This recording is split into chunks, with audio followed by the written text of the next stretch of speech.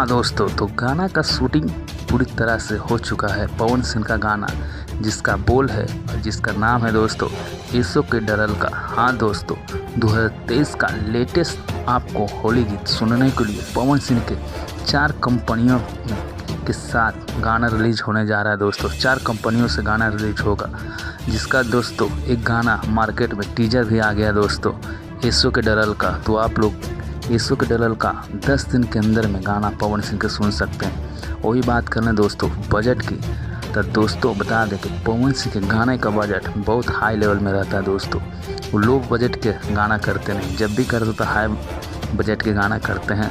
और गाना का बजट बता दें दोस्तों, उससे पहले चैनल को सब्सक्राइब करके वीडियो को लाइक कर दिया। दोस्तों बता दें कि उस गाने का बजट सूत्रों के हवाले से खबर आ रही है कि 1 करोड़ गाने का कुल बजट बताया जा रहा है दोस्तों।